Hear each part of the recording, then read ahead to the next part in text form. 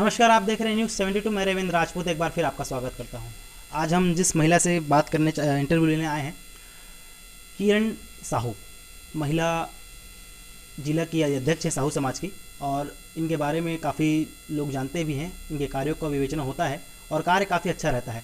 आइए हम सीधा उनसे बात करते हैं। बहुत बहुत धन्यवाद मैम, आपने हमें अपना समय दिया। मेरा पहला सवाल आपके लिए रहेगा, जैसा कि आपको सामाजिक स्तर पर जिला का एक अध्यक्ष के रूप में नियुक्ति की गई है महिला की, तो इस महिला पद को ग्रहण करने के बाद आपने ऐसा क्या काम करने का सोचा है या कर चुके हैं, उस पर थोड़ा प्रकाश डाल लीजिए। बहुत बहुत धन्यवाद सबसे पहले तो आपका और आपकी पूरी टीम का, न्यूज़ 72 का, कि जिन्होंने हमें अपने साथ 10 मिनट का समय दिया। साथ ही रायपुर जिला साहू संघ महिला प्रकोष्ठ की मुझे आज दोबारा अध्यक्ष पद पर नियुक्त किया गया है। और इस कार्यभार को निभाने के लिए जब मुझे चुना गया तो मुझे भी ऐसा ही सवाल मन में आया कि मैंने ऐसा क्या किया कि मुझे दोबारा ये अवसर मिला।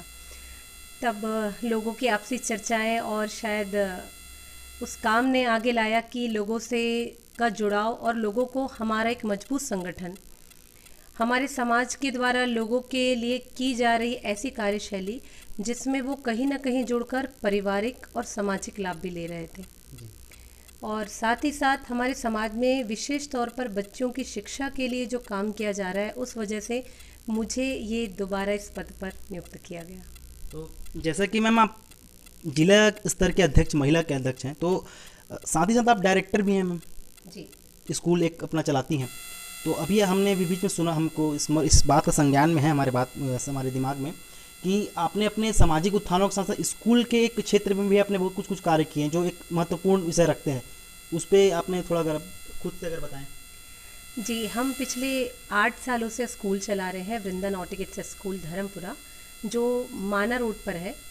और इस स्कूल पर हम जब 8 सालों से स्कूल चला रहे हैं तो स्कूलें तो सामान्य ही होती है जहाँ शिक्षा दी जाती है, लेकिन हमने ये सोचा कि हमें ऐसे बच्चों के लिए शिक्षा क्षेत्र पर कार्य करना है जिन्हें वाकई शिक्षा की आवश्यकता है।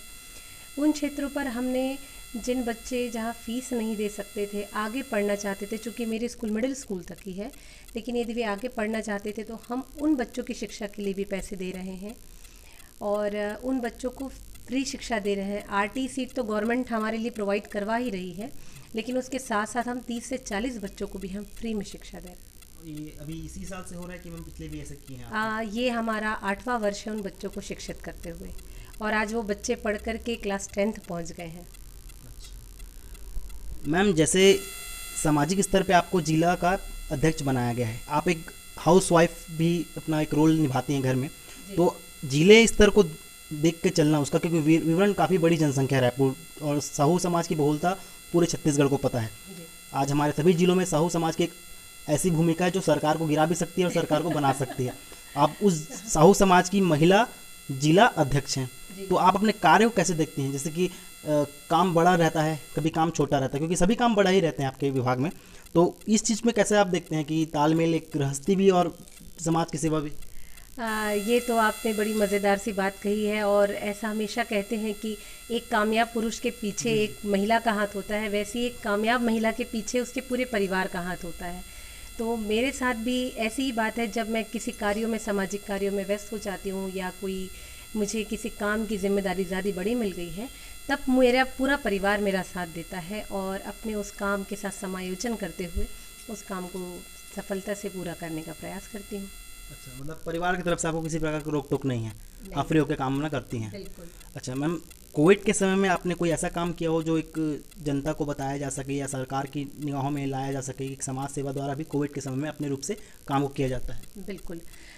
ये तो एक बहुत बड़ी वैश्विक महामारी का दौर है और अभी भी चल ही रहा है, लेकिन हमारे समाज ने उस समय सज्ञानता से इस विषय को लेते हुए 51,000 रुपये सीएम कोष में भी दिए।